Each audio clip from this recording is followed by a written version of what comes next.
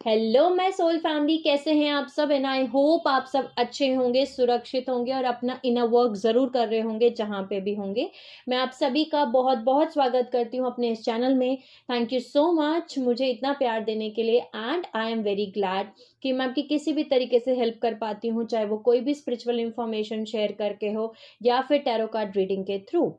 अगर आपने मेरा ये चैनल अभी तक नहीं सब्सक्राइब किया है तो please like, share and subscribe to the channel. And आप भी मुझे कमेंट सेक्शन में बता सकते हैं अगर आप मुझे कुछ भी बताना चाहते हैं तो, या फिर आप मुझे कुछ भी पूछना चाहते हैं तो। चलिए आज का वीडियो शुरू करते हैं। बेसिकली हमने पिछले कुछ वीडियोस में जाना कि कैसे हम एक असेंशन साइकिल से गुजर रहे हैं, और असेंशन साइकिल के अंदर पहले हमारा असेंशन प्लान ए था, और कैसे हम असेंशन प्लान ए से शिफ्ट होके असेंशन प्लान बी में आ गए हैं। जिन्होंने भी वो वीडियो नहीं देखा है, आप उस वीडियो को देख सकते हैं। मैं उसका लिंक डिस्क्रिप्शन बॉक्स में ऐड कर दूंगी, वहां से आप उस वीडियो को पूरा देख सकते हैं। लेकिन हमने उस वीडियो में जाना था कि असेंशन प्लान ए क्या था और कैसे हम असेंशन प्लान बी पे आ गए हैं। बेसिकली असेंशन प्लान बी में हमने ये जाना था कि हमें 3D लेवल पे रहते हुए, 3D रियलिटी में रहते हुए पहली बार हमारी जो हायर बॉडीज हैं, ओके, जैसे कि 3D रियलिटी में हमारी ये फिजिकल बॉडी है जो आप सॉलिड बॉडी देख रहे हैं, ऐसे ही हायर डायमेंशंस में हमारी हायर बॉडीज है जिनको हम लाइट बॉडीज कहते हैं। पहली बार ह्यूमन हिस्ट्री में 3D रियलिटी में रहते हुए आपको आपकी लाइट बॉडीज को एक्टिवेट करना है।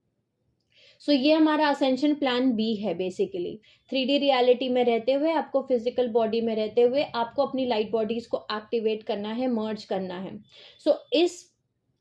इस वीडियो में और आने वाले वीडियोस में हम ये जानेंगे कि हमें ये तो पता चल गया कि हमें हमारी लाइट बॉडीज को एक्टिवेट करना है, पर हमें उन लाइट बॉडीज को एक्टिवेट करना कैसे है, कैसे हम हमारी हायर कॉन्शियसनेस को मर्ज करें। हम इन वीडियोस में यही सब जानेंगे। ये जो जितनी भी सारी इंफॉर्मेशन है ये एक वीडियो में कवर अप नहीं हो पाएगी। इन वीडियोस के पार्ट्स बनेंगे। आई होप इन वीडियोस से आपकी लाइट बॉडीज एक्टिवेट हो, इसी इंटेंशन के साथ कि आपकी लाइट बॉडीज को एक्टिवेट करने में मैं कुछ ना कुछ हेल्प कर पाऊं। ओके, आपकी लाइट बॉडीज एक्टिवेट हो पाए। और लाइट बॉडीज बेसिकली जैसे मैंने आपको बताया हायर बॉडीज होती हैं। ये वो बॉडीज हैं जो आपके मोनार्ड बॉडी ऑफ कॉन्शियसनेस पे का एक पार्ट है, यानी कि 7th 8th और 9th डायमेंशन का एक हिस्सा है। ओके, यानी कि आप जब तक अपनी कॉन्शियसनेस को, अपनी चेतना को वहां तक जोड़ेंगे 7th 8th और 9th डायमेंशन ऑफ कॉन्शियसनेस की, ओके, तब आपकी लाइट बॉडीज एक्टिवेट होंगी। वहां उन बॉडीज को एक्टिवेट करने में जो भी हेल्प मेरी इन वीडियो से मिल सकती है, मैं पूरी कोशिश करूंगी कि आपको वो हेल्प मिले। एंड इसी इंटेंशन के साथ कि आप अपनी लाइट बॉडीज को एक्टिवेट कर पाए। ओके, इस वीडियो को शुरू करते हैं। सबसे पहले आज के इस वीडियो में हम शुरू करेंगे RRO से। रिटर्न टू राइटफुल ओनर एक कमांड है जो कि सारी सोल्स के पास में, ये एक तरीके का डिवाइन राइट है। ओके, एक राइट है हम सभी के पास में कि हम इस कमांड को यूज करके अपने उन सभी पार्ट्स को वापस बुला सकते हैं जो हमसे चुरा लिए गए थे।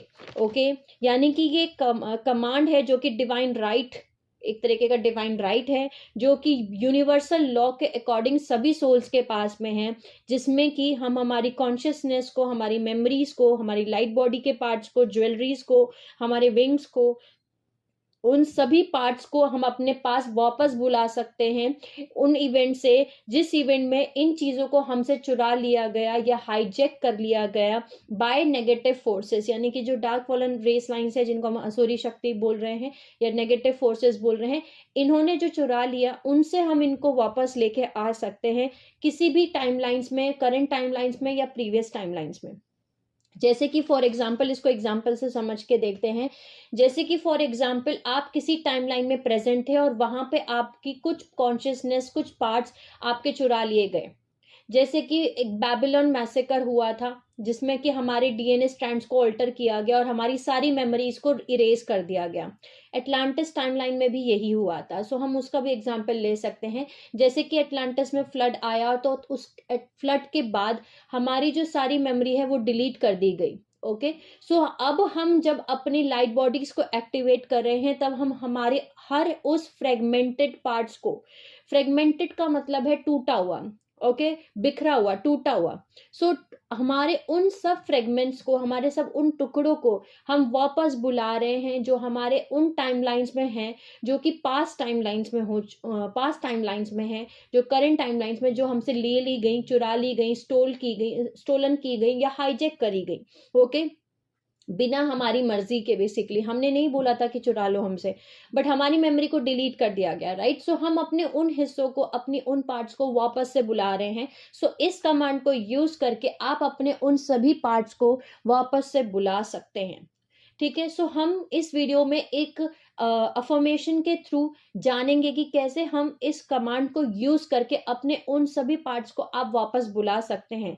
आप हैं उसके राइटफुल ओनर। सो मैं अगर उस अफर्मेशन को लिख रही हूँ, सो मैं कैसे अपने उस ज्वेलरी को, ओके, उन विंग्स को, पंखों को, क्योंकि लाइट बॉडीज में आपके विंग्स हैं, लाइट बॉडीज में आपकी ज्वेलरीज हैं, लाइट बॉडीज में आपकी बहुत कुछ चीजें हैं, मेमोरीज हैं। आप लाइट बॉडी को कब एक्टिवेट कर सकते हैं? जब आपके 7, 8 और 9th यानी 9th डायमेंशन ऑफ कॉन्शियसनेस तक आपके जितने भी पार्ट्स हैं, यानी कि डायमेंशन 1, 2, 3, डायमेंशन 4, 5, 6, डायमेंशन 7, 8 और 9, इन सभी डायमेंशन ऑफ कॉन्शियसनेस की memories, parts, okay, chakras, DNA strand, सब कुछ आप इकट्ठा कर लें तब। सो हम इस वीडियो में बेसिकली जान रहे हैं कि कैसे आप अपने उन फ्रेगमेंट्स को वापस से बुला रहे हैं, कॉलिंग अवर फ्रेगमेंट्स जो आपके हिस्टोरिकल ट्रिगर टाइमलाइंस में आपसे ले लिए गए, चुरा लिए गए या हाईजैक कर लिए गए, या वो पीछे वहीं पे अभी भी हैं।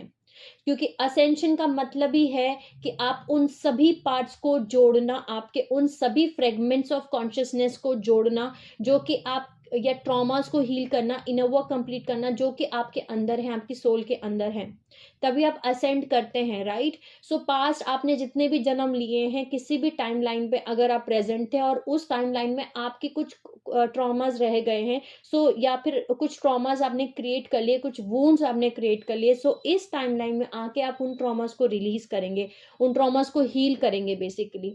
सो हम इस असेंशन साइकिल में सब कुछ हील कर रहे हैं, चाहे वो हमारा एंसेस्ट्रल कर्मा है, ओके, चाहे हमारा एंसेस्ट्रल वुंड्स है, चाहे हमारे डीएनए के अंदर जो भी सील्स लगे थे उनको रिलीज करना है, उन इम्प्लांट्स को निकालना है जो हमारी बॉडी के अंदर थे, ओके, उन सभी चीज़ों को हम अब रिलीज कर रहे हैं। सो बेसिकली इस वीडियो में आज आप समझ चुके होंगे अभी तक कि हम एक रिटर्न टू राइटफुल ओनर के कमांड को यूज करके कैसे हम अपनी चीजों को वापस बुला सकते हैं। उसके लिए हमें पहले उन टाइमलाइन से गुजरना होगा जिन टाइमलाइंस के बारे में अभी मैं डिस्कस करना शुरू कर रही हूँ। वैसे इन सभी टाइमलाइंस के बारे में मैंने ऑलरेडी एक पार्ट्स बना रखे हैं जिसमें हमने 25 पार्ट्स कवर किए, यानी 25 पार्ट हैं उसमें। उनके भी मैं लिंक डिस्क्रिप्शन बॉक्स में ऐड करूंगी। जिन्होंने भी वो वीडियो नहीं देख रखे हैं, आप उन वीडियोस को देख सकते हैं, जिसमें मैंने इन इवेंट्स के बारे में डिटेल से बताया है कि इस पर्टिकुलर टाइमलाइन में क्या हुआ था। सो आपको उन वीडियोस को देखना है ताकि आप समझ सके कि आप उस टाइमलाइन में प्रेजेंट थे या नहीं थे। अगर आप वहां, आपकी सोल जवाब देगी, इंट्यूशन जवाब देगी कि आप वहां पे प्रेजेंट थे या नहीं थे, आपकी रेजोनेंस आप फील करेंगे कि हाँ मैं इस टाइमलाइन में प्रेजेंट थी या मैं टाइमलाइन में प्रेजेंट था। अगर आपको ये फील होता है तो आपको पता चलेगा कि ओके इस टाइमलाइन में क्या हुआ था, ताकि आप ये क्लियर आउट कर सकें कि मेरा कौन सा हिस्सा, मेरा कौन सा फ्रेगमेंटेड पार्ट्स, या मेरा कौन सा ट्रॉमा, या कौन सा इम्प्रिंट, कौन सा पैटर्न, कौन सा ट्रॉमा, कौन सा वुंड्स, कौन सी ज्वेलरी कौन से टाइमलाइन में फंसी हुई है और मैं वहां से उसको बुला सकता हूँ या बुला सकती हूँ वापस। सो चलिए सारे हिस्टोरिकल ट्रिगर टाइमलाइन से शुरू करते हैं। ये वो टाइमलाइंस हैं जो कि डार्क फोर्सेस ने क्रिएट किए थे, और इन टाइमलाइंस, इन ट्रिगर टाइमलाइंस को, इन ट्रिगर इवेंट्स को हम एक एक करके जानते हैं। सो सबसे पहले हमारा है लायरन वॉर्स। लायरन वॉर्स जो था, जिनको हम ओरियन वॉर्स, लायरन वॉर्स, ये दोनों वॉर्स जो थे, ये बेसिकली काफी साल पहले और पहला वॉर था जो हमारे यूनिवर्स में पहली बार हुआ था, हमारे टाइम मैट्रिक्स में पहली बार हुआ था, बोल सकती हूँ, नॉट यूनिवर्स, हमारे टाइम मैट्रिक्स में पहला वॉर था जो था लायरन वॉर्स। लायरन वॉर्स में ऑलरेडी मैंने बताया हुआ है कि कैसे हमारा स्टारगेट नंबर 12 को डिस्ट्रॉय कर दिया गया था, और स्टारगेट नंबर 12 के डिस्ट्रॉय होने की वजह से ब्लैक होल यानी कि फैंटम मैट्रिक्स क्रिएट हो गया था, जो कि रिवर्स मैथमेटिकल बेस कोड पे बना था, ओके। सो ये मेन गैलेक्टिक वॉर हिस्ट्री है जो कि ह्यूमन होलोकास्ट की है। ओके, सो ये लायरन और एलोहिम जो थे, जो 5D अर्थ सीडिंग को क्रिएट कर रहे थे, उनको ओवरसी कर रहे थे। सो यहाँ से सारी जेनेटिक हेट्रेड शुरू हुई। ओके, जो कि आज हम देखते हैं कि बिकॉज ये जो पूरा टाइमलाइन है ना लायरन और ओरियन वॉर्स वाला, ये वो टाइमलाइन है जहाँ पे अनुनाकी रेस लाइंस, यानी अनुनाकी के फोर फादर्स और जो ड्रेकोलियन रेसेस हैं उनके जो फोर फादर्स थे, ये लोग आपस में एक दूसरे से नफरत कर रहे थे। बेसिकली अनुनाकीस चाहते थे कि ड्रेकोलियंस को मार दिया जाए, उनको खत्म कर दिया जाए।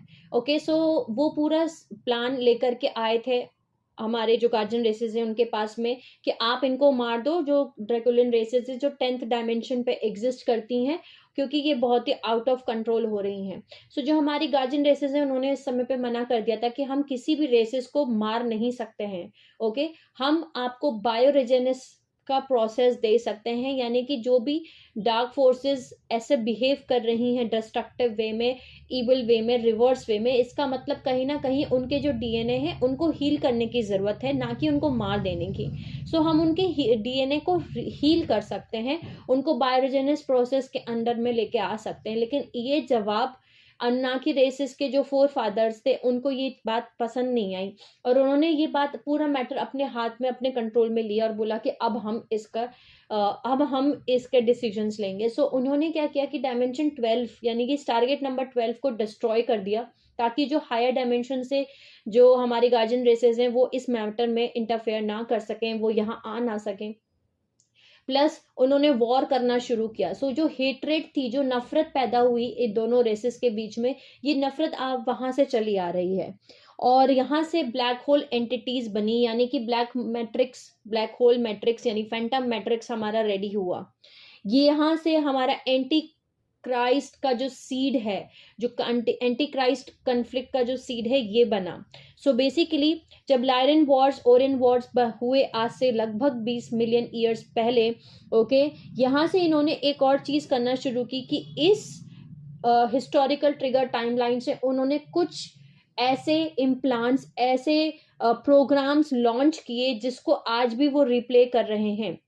इसका मतलब क्या है? इसका मतलब यह है कि अगर आप उस टाइमलाइन में प्रेजेंट थे और ये आपके अंदर अभी भी ट्रॉमा है, सो आप इस प्रोग्राम को अपने आप अपनी 3D लाइफ में रिप्ले कर रहे होंगे, जो कि बहुत बड़े लेवल पे ये प्रोग्राम्स को रिप्ले किया जा रहा है। ठीक है, इनको हम आर्टिफिशियल टाइमलाइंस भी बोलते हैं। सो जिसको वो रिप्ले कर रहे हैं। सो हम जानते हैं कि ऐसे कौन से प्रोग्राम्स हैं जिनको ये रिप्ले कर रहे हैं, बिकॉज ये वो प्रोग्राम्स थे जो इवन मैं अपनी लाइफ में भी बताऊं तो मेरी खुद की लाइफ में भी रिप्ले हो रहे थे, जब तक मैंने अपने आप को हील नहीं कर दिया। इन सभी हिस्टोरिकल ट्रिगर टाइमलाइंस का एक ही सॉल्यूशन है कि आप अपने आप को हील कर दें, अपने उस हिस्से को जो वहां पे हिस्टोरिकल ट्रिगर टाइमलाइन में वहां पे उस इवेंट में फंसा हुआ है, उस पार्ट को आप अपने वापस बुला लें, अपने उस हिस्से को वापस बुला लें, हील करके इंटीग्रेट कर लें, यानी कि जोड़ लें वापस। ओके, सो सबसे पहले है विक्टमाइजर प्रोग्राम।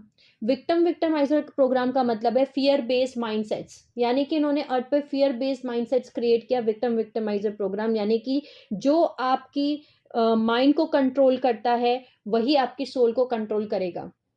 सो यहाँ से लायरन वॉर से इन्होंने बनाया, लॉन्च किया बेसिकली विक्टमाइजर प्रोग्राम। ये एक तरीके का अब्यूजर पैटर्न है जो कि माइंड कंट्रोल स्ट्रक्चर को यूज किया जाता है बेबीज और चिल्ड्रन के ऊपर। यानी कि जब बच्चा बहुत छोटा होता है, ये छोटे बच्चों से ही शुरू हो जाता है। जब आप बचपन में छोटे थे, यहीं से हमारे इनर चाइल्ड वूंड्स आते हैं। सो जब आप बच्चे थे, छोटे थे, तब से ये विक्टमाइजर प्रोग्राम को अप्लाई करना शुरू कर देते हैं। सो जो आपके घर में छोटे बच्चे हैं, या आप जब खुद एक बच्चे थे, तब आपके सोल को, आपके बेसिकली माइंड को इतना फ्रेगमेंट कर दो ताकि आपकी सोल फ्रेगमेंट हो जाए, और आपकी जब एक बार सोल फ्रेगमेंट हो जाएगी, उसके टुकड़े हो जाएंगे, तो आपको बहुत इजीली कंट्रोल किया जा सकता है।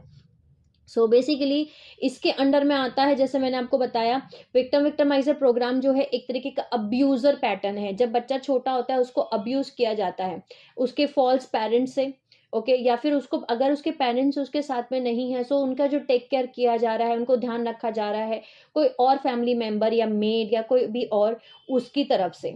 सो बेसिकली जो, जैसे मैंने आपको बताया कि जो माइंड कंट्रोल करता है वही सोल को कंट्रोल करता है। सो जब एक पर्सन को सेक्सुअली ट्रॉमेटाइज किया जाएगा, ये वर्स्ट डैमेज है जो कि एक सोल के साथ किया जा सकता है, और वो भी बचपन में। एक बच्चे को अगर आप सेक्सुअली ट्रॉमेटाइज कर रहे हो, सेक्सुअली अब्यूज कर रहे हो बचपन में, सो वो जो घाव वो उसके सोल पे क्रिएट हो रहा है, जो उसकी सोल फ्रेगमेंट हो रही है, इससे बड़ा कोई क्राइम हो नहीं सकता बेसिकली। ओके, इससे बड़ा कोई ट्रॉमा भी नहीं हो सकता कि इससे जल्दी, मतलब इससे बड़ा कोई वो नहीं हो सकता। इस सेक्सुअली ट्रॉमेटाइज करने की वजह से उस बच्चे के अंदर जो माइंड में असर होगा, माइंड जो ट्रॉमा होगा, माइंड ट्रॉमा होगा, जो माइंड में फ्रेगमेंट्स क्रिएट होंगे, उसके बाद जो सोल में फ्रेगमेंट्स क्रिएट होंगे, वो बहुत बड़े लेवल पे क्रिएट होंगे। सो जो विक्टिमाइजर प्रोग्राम है, इसका जो गोल है, इसका गोल ही है goal of sexual torture. So basically जो विक्टिमाइजर प्रोग्राम को लॉन्च किया गया, इन्होंने जो इंस्टॉल किया, नॉट लॉन्च किया, इंस्टॉल किया डार्क फोर्सेस ने लायरन वॉर्स के बाद, वो इस इंटेंशन से सेट किया, ये गोल सेट किया था बेसिकली कि सेक्सुअल टॉर्चर ही इसका बेस होगा। यानी कि आप किसी बेबी को बहुत बचपन से ही आप सेक्सुअल टॉर्चर करो, जितना ज्यादा आप सेक्सुअल टॉर्चर करोगे किसी को, उतना ज्यादा मेंटल फ्रेगमेंटेशन होगा, उतना ही सोल फ्रेगमेंटेशन होगा। सो माइंड को प्रोग्राम करने के लिए एक पर्सन की बेसिकली माइंड को और मतलब पर्सनल कॉन्शियसनेस को प्रोग्राम करने के लिए, बेसिकली अब सोल की बॉडी को प्रोग्राम करने के लिए उसको सेक्सुअली ट्रॉमेटाइज करो, उसको बेसिकली सेक्सुअल टॉर्चर करो। ओके, इसी के अंदर में आता है सैटेनिक रिचुअल अब्यूज। ये उसके सब पार्ट्स हैं। अब हम इसके कुछ सब पार्ट्स जानते हैं कि कैसे वो विक्टिमाइजर प्रोग्राम का यूज करते हैं। विक्टिमाइजर में बेसिकली एक विक्टिम होता है और एक विक्टिमाइजर होता है। ओके, एक के साथ एक विक्टिम है और दूसरा विक्टिमाइजर है। सो इसके अंदर कुछ सब पार्ट्स हैं जिनके बारे में अब हम जानते हैं। एक है सैटेनिक रिचुअल अब्यूज, जिसको हम SRA बोलते हैं। ओके, जैसे मैंने बताया सैटेनिक रिचुअल अब्यूज। सेकंड है आपका लूश, जिसको हम इमोशनल एनर्जी बोलते हैं। जो चिल्ड्रन होते हैं, यानी जो बच्चे होते हैं, उसके वो बिल्कुल प्योर ब्लड्स बोले जाते हैं। उनकी जो एनर्जी होती है वो बिल्कुल प्योर होती है। जितनी भी फीमेल्स हैं उनकी जो एनर्जी है वो इमोशनल एनर्जीज हैं।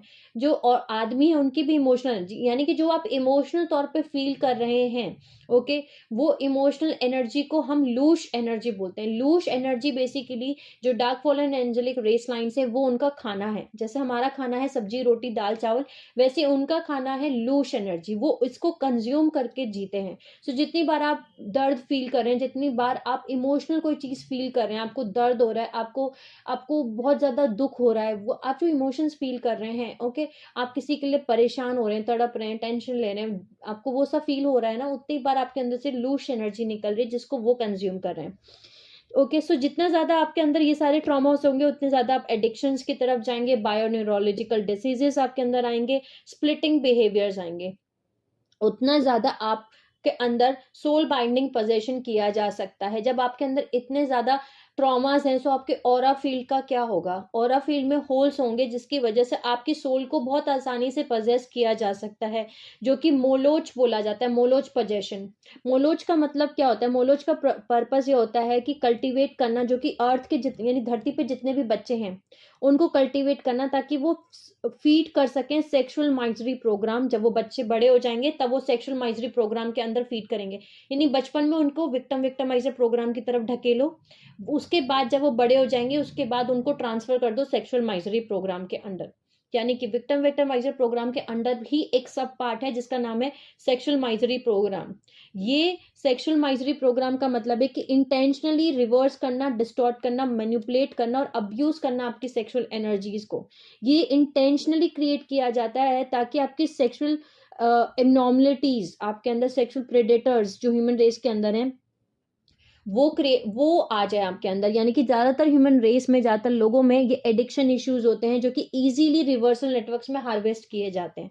ओके, सो ये मोलोच पोजेशन बोलते हैं। बचपन में जब आपके साथ विक्टिमाइजर प्रोग्राम को लॉन्च किया, मतलब इंस्टॉल किया जाएगा, ये प्ले होना शुरू होगा आपकी लाइफ में बचपन में, उसके बाद जो होगा आपको सोल बाइंडिंग पोजीशन किया जाएगा, यानी मोलोच पोजीशन किया जाएगा, ताकि ये कल्टीवेट कर सके, आपको फीड करा सके सेक्सुअल माइजरी प्रोग्राम अडल्टहुड में, और आप गिव अप कर दो अपनी सॉवरेनिटी और सेक्सुअल एनर्जीज को। आज के टाइम फ्रेम में आप कितना इजी देखते हैं कि लोग किसी के साथ भी सेक्स कर लेते हैं जा करके, है ना, वन नाइट स्टैंड्स कर लेते हैं, किसी के साथ भी सेक्स कर लेते हैं। सो ये जो कॉन्सेप्ट्स क्रिएट किए गए हैं कि आप किसी के साथ भी जाके सेक्स कर सकते हो, आप किसी के साथ भी वन नाइट स्टैंड कर सकते हो और उससे कोई फर्क नहीं पड़ता, ये सब उसी का ही एक पार्ट है।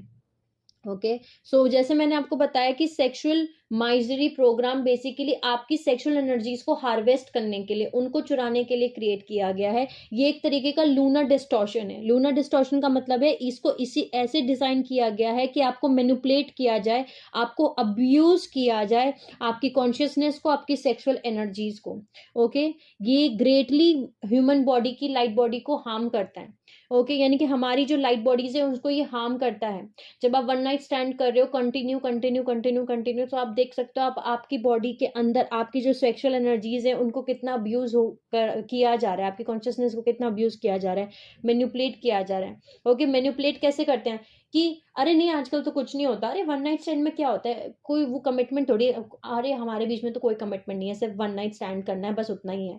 सो ये मैनिपुलेशन है। मैनिपुलेट करके आपका ध्यान मैनिपुलेट कर दिया और आपको कोई फर्क नहीं पड़ता वाला एक टैग दे दिया कि अब हम इतने ओपन हो गए, फ्री हो गए कि हम वन नाइट स्टैंड भी किसी के साथ कर सकते हैं, कोई प्रॉब्लम नहीं है।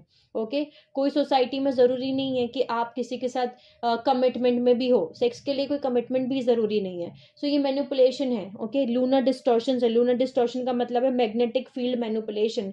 मैग्नेटिक फील्ड मैनिपुलेशन का मतलब है फेमिनिन फील्ड मैनिपुलेशन। मैग्नेटिक जो एनर्जीज है वो फेमिनिन का एक पार्ट है। ओके, फीमेल जो है वो मैग्नेटिक होती हैं और जो मेल्स हैं वो इलेक्ट्रिकल होते हैं। यानी कि जो फीमेल्स होती हैं वो मैग्नेटिक होती हैं, यानी कि वो रिसीवर्स होती हैं।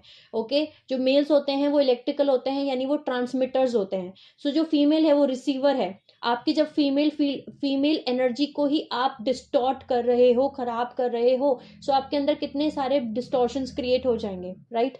नेक्स्ट है ब्लड सेक्रीफाइस। एसआरए का एक पार्ट है, सैटेनिक रिचुअल अब्यूज। यानी कि जितने भी आप रिलीजियस, बहुत सारे रिलीजन में, बहुत सारे अभी भी सोसाइटीज में एक बेसिकली एक रिवाज है जहाँ पे ब्लड सेक्रीफाइस किया जाता है। ओके, जैसे कि बहुत सारे ऐसे फेस्टिवल्स हैं जहाँ पे आप बकरे को काटते हो। ओके, आप भगवान को बकरा काट के चढ़ाते हो, या फिर आप किसी काऊ को काट के उनको भगवान को अर्पित करते हो। ठीक है, या फिर आप किसी भी एनिमल को कट करके भगवान को देते हो कि भगवान बोल रहे हैं कि उनको एनिमल कट करके उस ब्लड को दो। इसको बोलते हैं ब्लड सेक्रीफाइस, जो कि सैटेनिक रिचुअल अब्यूज का ही एक पार्ट है। ओके, सो अब आप खुद सोच सकते हो इतने अवेकन होने के बाद कि भगवान क्यों एक एनिमल को, एक जानवर को, एक एनिमल को काट के उसका खून पीना चाहेंगे। ऐसे कौन से भगवान है जो इस रिवाज को बनाएंगे? आपको खुद को, आई थिंक इतना कॉन्शियसनेस आपकी लेवल हाई हो चुकी होगी कि आपको समझ में आएगा कि ये कोई भगवान की बनाई हुई वो नहीं है। ओके, क्या बोल सकती हूँ मैं, भगवान की बनाई हुई रस्में नहीं है ये, हमारे जो डार्क फॉलन रेस लाइन्स है उन्होंने ये बनाए हैं। ओके, कि आप बकरे को काटो और मुझे चढ़ाओ। ओके, हम इवन काली माता जो है, बहुत सारी मेरी खुद की पर्सनल फ्रेंड्स हैं जिनके घरों में लिटरली काली माता, और जो काली माता को पूछते हैं उनकी वो है वो, तो काली माता को वो काट के वो चढ़ाते हैं, लिटरली एनिमल्स को चढ़ाया जाता है, बकरा चढ़ाया जाता है, उनको पता नहीं क्या क्या चीज चढ़ाई जाती है। सो ये जो आप खून चढ़ा रहे हो, काट रहे हो, ये सैटेनिक रिचुअल अब्यूज का ही एक पार्ट है। नेक्स्ट है चाइल्ड अब्यूज और चाइल्ड सेक्रीफाइस। ये जितने भी पार्ट्स में बता रही हूँ, जितने भी पॉइंट्स में बता रही हूँ, ये सब विक्टिमाइजर प्रोग्राम के अंडर में ही आते हैं। यानी कि ये सब पार्ट्स हैं, ये सब मिलके ही विक्टिमाइजर प्रोग्राम बनता है।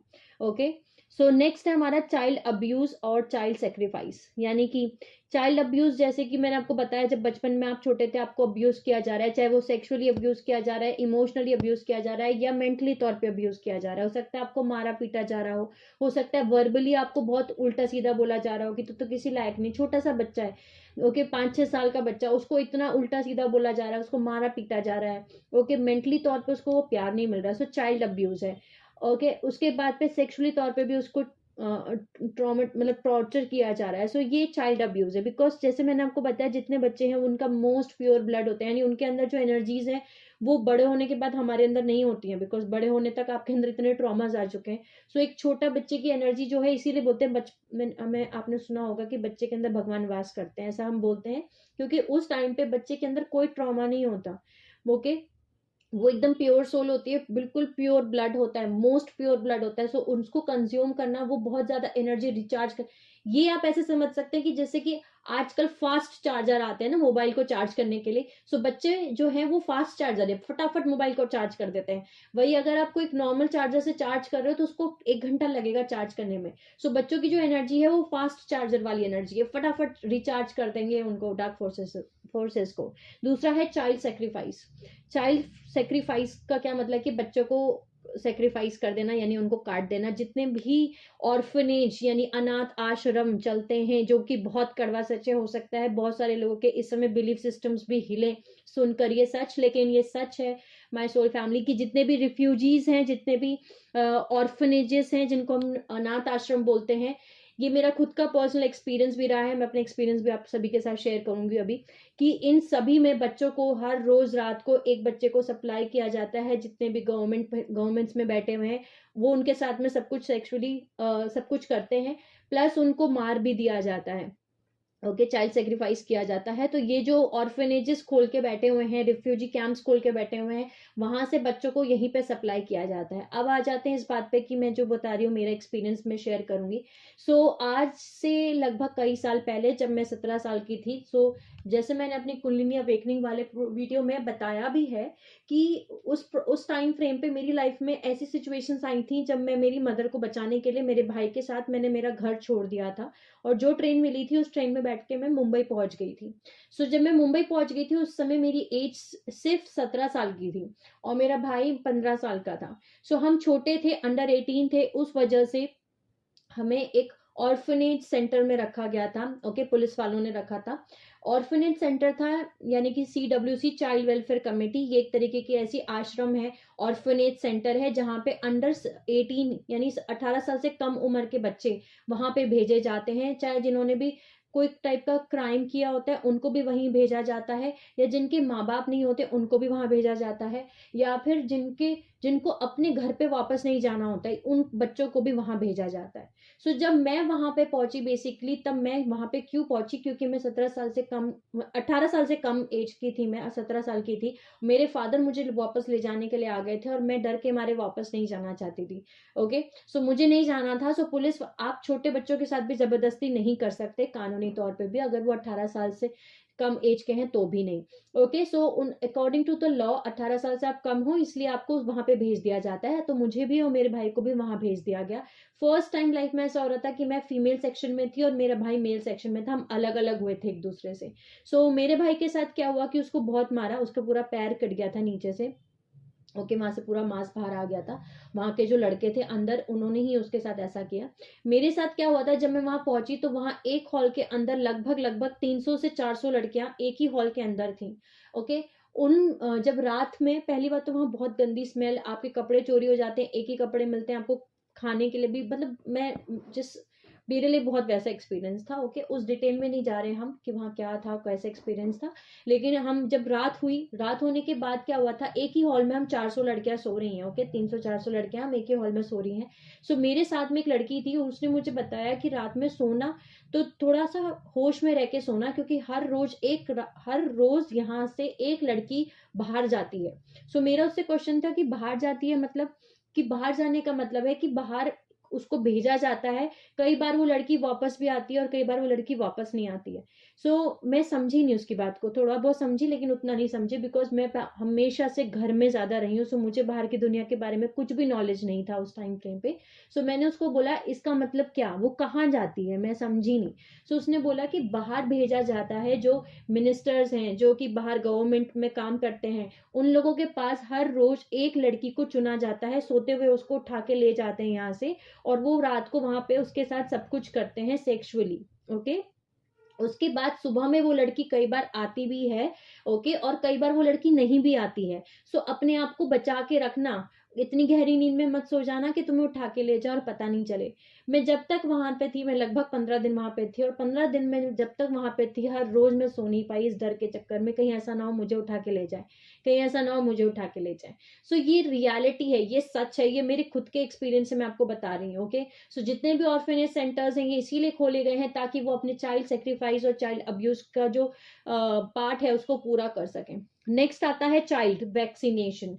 जितने भी वैक्सीनेशन हमें बचपन से लेके अब तक लगाए गए, ओके, उन सभी वैक्सीनेशन को इसलिए दिया गया ताकि हमें जेनेटिक डिग्रेडेशन किया जा सके, हमारे जीन्स को जीन्स में मैनिपुलेशन किया जाए, जीन्स को खराब किया जाए। क्योंकि जो डार्क फॉलन रेसेस है उनको पता था कि इंडिगो स्टार सीड्स यहाँ पे पैदा हो रहे हैं, सो उन्होंने ऐसे वैक्सीनेशन तैयार किए जिनसे कि हमारे अंदर जो डीएनए है वही चेंज हो जाए, वही एक्टिवेट ना हो।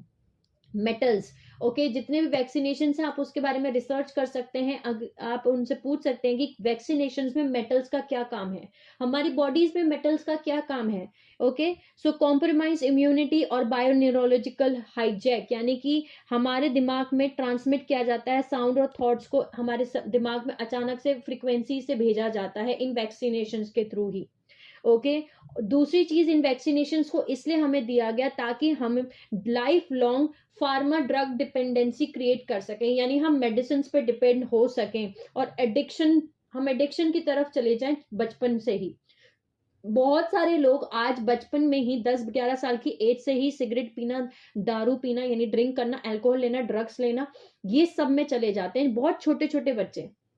ओके, प्लस आप देखते होंगे पहले के टाइम में जो हमारी 1-2 जनरेशन पहले की जो जनरेशन थी, यानी हमारी दादा नाना नानी वाली जनरेशन, वो लोग कभी हॉस्पिटल जाते भी नहीं थे, वो काफी लंबी उनकी एज होती थी और उनकी लाइफ लॉन्ग उनके साथ कोई बीमारी नहीं होती थी। लेकिन अगर आप अपनी जनरेशन में देखेंगे सो छोटी छोटी एज में ऑपरेशन हो रहे हैं। ओके, कभी आपको थायराइड का प्रॉब्लम हो रहा है, कभी हार्ट अटैक का प्रॉब्लम हो रहा है, कभी आपको डायबिटीज है, आपको ब्लड प्रेशर है। ओके, आपके हार्मोन्स ठीक नहीं रहते, आपके अंदर हीमोग्लोबिन नहीं है, आपका गॉल ब्लैडर ठीक से काम नहीं कर रहा, लीवर खराब हो गया।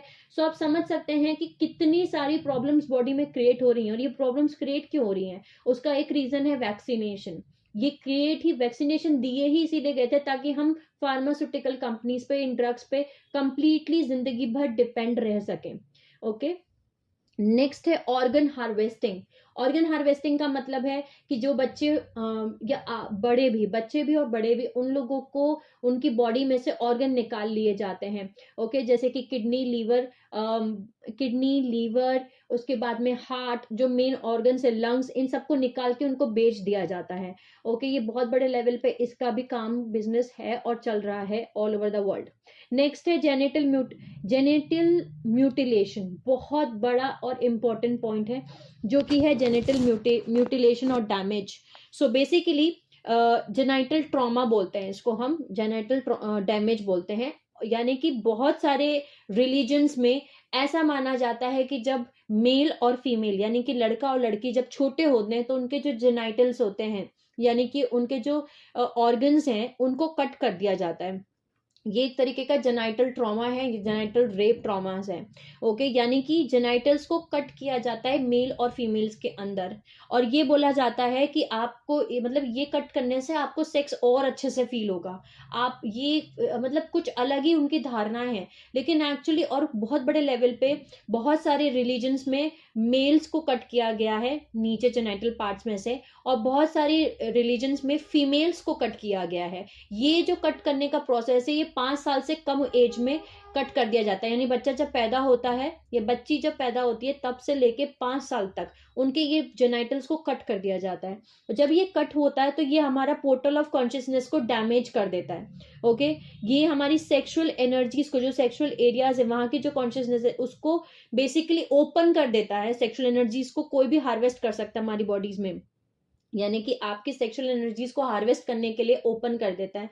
सो बेसिकली इसका मतलब क्या है थोड़ा सा हम जानते हैं। सो जो ये जेनाइटल को कट किया जाता है इससे क्या होता है, एक्चुअली में क्या होता है, और जेनाइटल्स जब नहीं कट किया जाता है तो क्या होता है, हम पहले इस बात पे आते हैं। सो बेसिकली जब हम सेक्सुअल सेक्सुअली जब हम कनेक्टेड होते हैं, मेल फीमेल जब एक दूसरे के साथ कनेक्टेड होते हैं सेक्सुअली, ओके, जब, तो उस समय पे ये एक माइक्रोकॉस्मिक ऑर्बिट बनाते हैं। माइक्रोकॉस्मिक ऑर्बिट का मतलब ये है कि जो मेल एंड फीमेल हैं वो एक तरीके का एक सर्किट बनाते हैं, ओके। इस सर्किट को बनाने की वजह से आपकी जो एनर्जीज हैं, जो कुंडलिनी एनर्जीज हैं, वो पूरी बॉडीज में फ्लो होती हैं। लेकिन जो मेल और फीमेल जिनके जेनाइटल्स जो हैं वो कट हो गए हैं, वो इस माइक्रोकॉस्मिक ऑर्बिट को, इस सर्किट को कंप्लीट नहीं कर पाते, इस सर्किट को नहीं बना पाते, ओके। जिसकी वजह से जो इनकी सेक्सुअल एनर्जीज हैं उनको जो डार्क फॉलन रेस लाइन्स हैं, जो नेगेटिव फोर्सेस हैं, वो हार्वेस्ट करते हैं, बजाय उनकी बॉडी में एक्टिवेशन होने के जो डार्क फॉलन रेसेस हैं वो हार्वेस्ट करते हैं। सो अब हम इस बात पे आते हैं कि अगर आपके जेनाइटल्स नहीं कट हैं मेल फीमेल के, सो जो सेक्सुअल पार्टनर्स हैं उनके जो जेनाइटल्स हैं वो कट नहीं है और वो एक दूसरे के साथ सेक्सुअली कनेक्ट हो रहे हैं, सो एक सर्किट बनाते हैं। वो उस सर्किट में क्या होता है, सो बेसिकली जो बेसिकली जो क्रिएटिव सेक्सुअल एनर्जीज जो बनती हैं वो सर्कुलेट करती हैं, जो ऑर्गेज्म आप फील करते हैं, राइट। सो जो ऑर्गेज्मिक एनर्जीज हैं वो आपके हार्ट में आती हैं, हार्ट में फ्लो होती हैं और वहां से फिर वो लव में एक्सपेंड होती हैं और उनके बीच में। सो बेसिकली इसको हम ऐसे समझ सकते हैं कि ये एक तरीके का सर्कुलर मूवमेंट है एनर्जी का, जिसको हम माइक्रोकॉस्मिक ऑर्बिट बोलते हैं, जो कि सभी लाइफ फोर्स एनर्जी को मूव करता है हमारी सेंट्रल कॉलम लाइन से, जो हारा लाइन आती है। सो हमारी बॉडी में बीच में सेंट्रल लाइन है जिसको हम हारा लाइन बोलते हैं। यहाँ पे ये जो हमारी एनर्जी है, जो सेक्सुअल एनर्जी हम फील करते हैं मेल फीमेल सेक्स करते हैं टाइम पे, उस टाइम पे जो ऑर्गेजम क्रिएट होता है वो ऑर्गेजम हमारी टेल बोन से, ओके, सबसे पहले टेल बोन से स्पाइन में जाता है, स्पाइन से हमारे नेक में जाता है और नेक से टॉप लिप में आता है। वहां से फिर ये लाइन घूम करके नीचे की तरफ आता है। तो ये जब नीचे से ऊपर की तरफ जा रहा है, ये मेल प्रिंसिपल है। जब ये नीचे की तरफ आता है गोल वापस से घूम के, यानी कि टॉप लिप से नीचे आता है नेक में, और नेक से फिर स्पाइन में, स्पाइन से फिर टेल बोन में, ये पूरा सर्किट ऐसे राउंड राउंड घूमता है। सो इस तरीके से ये माइक्रोकॉस्मिक ऑर्बिट पूरा होता है। अगर ये माइक्रोकॉस्मिक ऑर्बिट पूरा हो रहा है तो आपकी जो एनर्जीज हैं आपकी खुद की बॉडी में एक्टिवेशंस क्रिएट करेंगे। आपकी क्रिएटिव सेक्सुअल एनर्जीज जो होती हैं वो क्रिएटिविटी को बढ़ाती हैं, आपकी फ्रिक्वेंसी को बढ़ाएंगी, अर्थ की फ्रिक्वेंसी को बढ़ाएंगी, यूनिवर्स की फ्रिक्वेंसीज को बढ़ाएंगी, ओके। लेकिन अगर ये सर्किट कंप्लीट नहीं हो पा रहा है, सो आपकी जो क्रिएटिव सेक्सुअल फोर्सेस एनर्जीज हैं वो जो डार्क फॉलन रेस लाइन है वो उनको सक करेंगे, बेसिकली वो खाएंगे। सो इसीलिए उनको जेनाइटल्स को कट किया जाता है, बिकॉज सेक्सुअल एनर्जीज जो हैं वो लाइफ फोर्स एनर्जी है, ओके। इनको सक करने के लिए ही जेनाइटल्स को कट किया गया है। नेक्स्ट पॉइंट है एक्सेप्ट चाइल्ड मैरिजेस। बहुत सारे रिलीजन्स में आज भी, हमारे इंडिया में भी बहुत सारी जगह आज भी चाइल्ड मैरिजेस को एक्सेप्ट करने बोला जाता है, बाल विवाह जिसको हम बोलते हैं, ओके। इसके ऊपर पूरा एक सीरियल बना था, बालिका वधू। सो बचपन में ही शादी कर दी जाती है, पहले ऐसा बहुत होता था, अब काफी हद तक ये खत्म हो चुका है। लेकिन चाइल्ड मैरिजेस बोला जाता था कि बचपन में ही चाइल्ड मैरिज कर दो, ओके। नेक्स्ट पॉइंट आता है पेडोसेक्सुअल रिचुअल। पेडोसेक्सुअल रिचुअल का मतलब है फिलोडोपिया। पेडोलोपिया, फिलोडोपिया भी बोलते हैं इसको। पेलोडोपिया का मतलब है कि छोटे बच्चे जो 13 साल से कम एज के हैं उनको अब्यूज करना, सेक्सुअली अब्यूज करना या सेक्सुअली मोलेस्ट करना, उनके साथ सेक्स करना, बेसिकली इसको हम पेडोसेक्सुअल रिचुअल बोलते हैं, ओके। यानी कि जो कुछ लोगों के अंदर ना छोटे बच्चों के साथ सेक्स करने की वो होती है क्रेविंग्स, कि नहीं हमें 13 साल से कम बच्चे, जो छोटे एज के बच्चे उनके साथ सेक्स करना है। सो ये भी आपका विक्टिमाइजर का ही एक हिस्सा है। नेक्स्ट है सेल्फ एनफोर्समेंट और एनस्लेवमेंट, यानी कि डिसफंक्शन एडल्ट, यानी कि ये बच्चे जब छोटे थे इनके साथ इतना सब कुछ ट्रॉमा हुआ, ये बच्चे अब बड़े बन गए, तो जब ये बड़े हुए तो ये डिसफंक्शन एडल्ट बन गए। ये कंटिन्यू करेंगे इस साइकिल को, सैटेनिक रिचुअल अब्यूज की साइकिल को, ये एनस्लेव करेंगे अपने खुद के ग्लोबल ह्यूमन फैमिलीज को, और अपने राइट्स और रिसोर्सेज पावर एलाइज को दे देंगे, क्योंकि ये हील नहीं होते, हीलिंग नहीं कंप्लीट होती। सो ये चीज, ये साइकिल वापस से रिपीट हो रही होती है। सो जो उनके साथ हुआ बचपन में, अब जब वो बड़े हो जाएंगे तो वो आगे और बच्चों के साथ करेंगे और लोगों के साथ करेंगे। नेक्स्ट है एस्ट्रल रेप। एस्ट्रल रेप का मतलब है स्लीप स्टेट में आपके साथ सेक्स होता है, और ये बहुत ही रियल लगता है, बेसिकली जब आप सो रहे होंगे, आपके सपने में आपको, जिससे आप बहुत ज़्यादा फैसिनेटेड हैं, हो सकता है आप किसी को बहुत ज़्यादा पसंद करते हो, उसका रूप लेके आ जाती हैं ये एंटिटीज, या हो सकता है कोई हीरो, कोई हीरोइन, ओके, या आपका पार्टनर, आपके हस्बैंड, आपकी वाइफ, आपका बॉयफ्रेंड, आपकी गर्लफ्रेंड, आपका ट्विन फ्लेम, आपका सोलमेट, या जो भी जिसके लिए आप बहुत ज्यादा फील करते हैं, उसका रूप लेकर के, उसके फेस लेके ये आपके सपने में आ जाते हैं और आपके साथ में सेक्स करते हैं। ओके, ये एस्ट्रल रेप बोला जाता है। तो ये स्लीप स्टेट में होता है, जैसे मैंने आपको बताया रेगुलर फिजिकल इंटरकोर्स होता है, बिल्कुल वैसे ही आपके सपने में होता है। सो जो सोल्स सो रही हैं उनको तो ही पता भी नहीं चलता है, लेकिन काफी हद तक काफी सारी सोल्स इस चीज को फील कर पाती हैं, महसूस कर पाती हैं। ओके, सो इसको हम बोलते हैं एस्ट्रल रेप। नेक्स्ट है हमारा AI infection reverse polarity. So basically ये टाइमलाइंस और रिलेटेड ट्रॉमा, जो भी हमारा breeding programmes, force sexual relation problems या हाइब्रिडाइजेशन, इन सब को इन्वॉल्व करके आपका विक्टिम विक्टिमाइजर प्रोग्राम बनता है। यानी ये सारी चीजें जो हैं वो सेक्सुअल माइजरी प्रोग्रामिंग के अंदर में आती हैं। सो अगर आपके साथ इनमें से कुछ भी हुआ है, ओके, सो आपको इस टाइमलाइन में जाके अपने उस कमांड को यूज करके अपने उस पार्ट को वापस बुलाना है, अपनी हीलिंग कंप्लीट करनी है। बिकॉज असेंशन का मतलब ही यही है कि हमारे हर उस हिस्से को वापस बुला के जोड़ना, जो कि हिस्टोरिकल ट्रिगर टाइम, यानी कि जो टाइमलाइंस में, किसी भी टाइमलाइन में वो पीछे छूट गया पार्ट, वो फ्रेगमेंटेड पार्ट, या किसी भी डायमेंशन में वो ऊपर कहीं है, ओके, हमारे उस सभी हिस्सों को हम वापस बुला के जोड़ रहे हैं। ओके, सो ये था हमारी पहली ट्रिगर टाइमलाइन जो कि लायरन वॉर्स थी। ओके, नेक्स्ट है इलेक्ट्रिक वॉर्स। इलेक्ट्रिक वॉर्स जो थी, ये पहला ऐसा रेस वॉर था, जो पहली रूट रेस थी हमारी, फर्स्ट रूट रेस, उसके ऊपर हुआ था। ओके, यहाँ इस वॉर को खत्म होने के बाद में जो है वॉल इन टाइम को क्रिएट किया गया था। यानी कि वॉल इन टाइम का मतलब है कि जो ब्लैक होल मैट्रिक्स है, फैंटम मैट्रिक्स, वहां से अर्थ पे कोई भी एंटर नहीं कर सकता। ओके, ऐसी एक वॉल क्रिएट की गई थी, बिकॉज ये लोग कंटिन्यू यहाँ पे आ रहे थे, फैंटम मैट्रिक्स से ब्लैक होल एंटिटीज जो है, डार्क फॉलन एंड रेसेस, ये वहां से उठ के अर्थ पे आ रहे थे। ओके, और यहाँ पे आने के बाद सिर्फ अर्थ पे ही नहीं, ये पूरे हमारे टाइम मैट्रिक्स में आ रहे थे, और यहाँ से जो है अपना ब्रीडिंग प्रोग्राम से, यानी ब्रीड करके, हाइब्रिडाइजेशन करके, ये अपनी रेसेस को क्रिएट कर रहे थे और जीन्स को और ज्यादा खराब कर रहे थे, बेसिकली डाइग्रेस कर रहे थे। सो बेसिकली जैसे मैंने आपको बताया, इलेक्ट्रिक वॉर्स, जो भी इलेक्ट्रिक वॉर्स में प्रेजेंट थे, उनको भी अपनी फ्रेगमेंट्स को कलेक्ट करने की जरूरत है। बिकॉज यहाँ से क्या हुआ था, जो पहली रूट रेस पे वॉर हुआ था, वो पहली रूट रेसेस थी हाइपरबोरियंस और पोलैरियंस। पोलैरियंस को सीड किया गया था पार्टिकल यूनिवर्स में, और हाइपरबोरियंस को सीड किया गया था एंटी पार्टिकल यूनिवर्स में। ये जो रूट रेसेस थी, इनको सीड किया गया था गाया मैट्रिक्स पे, यानी 7th डायमेंशन पे सीड किया गया था। ये पहली रूट रेसेस थी हमारी। ओके, इसको हम हाइपरबोरियन होलोकास्ट बोलते हैं, यानी कि सेपरेशन, डुअलिटी हमारे अंदर यहाँ इस टाइमलाइन से आना शुरू हुई है। ओके, सो ये हमारा अंदर 2D और 4D जो सोल स्प्लिट है, सो यहाँ से शुरू हुआ है। सो सोल रेस्क्यू मिशन इसके बाद शुरू हुए थे, उसमें ये पहला ऐसा टाइमलाइन ट्रिगर इवेंट है जहां से हमारे अंदर सेपरेशन और duality, good bad, okay, right wrong, light dark, ये सब शुरू हुआ, क्योंकि इसके पहले तक हम एक ही थे। ओके, ये जो दोनों रेसेस थी, पोलैरियंस और हाइपरबोरियंस, इन्होंने डीएनए स्ट्रैंड 1 को जोड़ा था, आधा डीएनए स्ट्रैंड को पोलैरियंस ने जोड़ा था, और आधा डीएनए स्ट्रैंड्स को हाइपरबोरियंस ने जोड़ा था। लेकिन यहां से इलेक्ट्रिक वॉर्स हुए और उसके बाद इनको अलग अलग होना पड़ा। ओके, तो यहाँ से हमारा सेपरेशन और डुअलिटीज आया। सो जो लिमरियन फ्रेगमेंट्स थे, जो हमारे 2D चक्रा, यानी हमारा सेकंड चक्रा जो है, यानी स्केरल चक्रा, वहां पे हमारे फ्रेगमेंट्स हो गए जो कि लिमरियन फ्रेगमेंट्स थे। फिर हमारा जो एटलांटिन फ्रेगमेंट्स थे, वो थर्ड चक्रा यानी कॉन्शियस माइंड में वहां पे हो गए। सो अब हमें यूनिफाई करना है अपने स्टेशंस ऑफ आइडेंटिटी को, हमारे लेयर ऑफ कॉन्शियसनेस को, इन टाइम फील्ड्स को, इन डायमेंशंस को, क्योंकि हम रिपीटेड इनकारनेशंस की वजह से हमने अपने उन हिस्सों को जो पीछे छोड़ दिया है, उनको हम अब वापस बुला रहे हैं। ओके, सो हमें यूनिफिकेशन शुरू करना है बेसिकली अपनी कॉन्शियसनेस का। ओके, सो ये इलेक्ट्रिक वर्ड्स थे।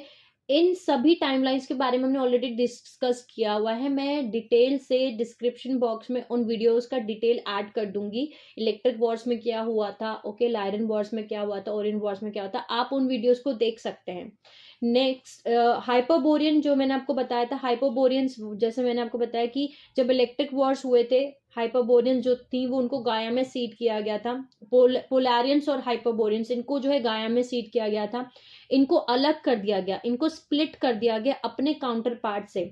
इनका जो हायर काउंटर पार्ट था वो थे पोलारिस, ओके, पोलारियंस। बाद में जो हाइपरबोरियंस थे ये स्प्लिट हो गए और फ्रेगमेंट हो गए। सो ये गोल्डन एज थी जहां पे डेथ नहीं होती थी, जहां कोई वायलेंस नहीं था, ओके। यहाँ से सारी चीज शुरू, यहाँ से स्प्लिट इन टाइम शुरू हुआ बेसिकली। इलेक्ट्रिक वॉर्स की जो टाइम लाइन्स है ये major casual triggered event memories हैं, जहां पे एआई टेक्नोलॉजी को अर्लियर फेजेस में यूनिवर्स में लेके आया गया। एक मूवी है एनहैलिएशन, नेटफ्लिक्स पे है एनहैलिएशन, उस मूवी को आप देख सकते हैं। सो बेसिकली इलेक्ट्रिक वॉर्स में जो कुछ भी हुआ वो एनहैलिएशन में कंप्लीटली उन्होंने दिखाया है कि कैसे उन्होंने चीजों को, एक उसी जीन्स को, उसी डीएनए को लेके कैसे उन्होंने कोई नई चीज को क्रिएट किया, कैसे उन्होंने क्या क्या चीज क्रिएट की। तो आप एनहैलिएशन देख सकते हैं movie, okay. Okay, so basically जैसे मैंने आपको बताया कि ये वो इन्वेजन इवेंट है जो कि रिजल्ट मतलब 8th पोर्टल में डैमेज हुआ था हमारा, ओके।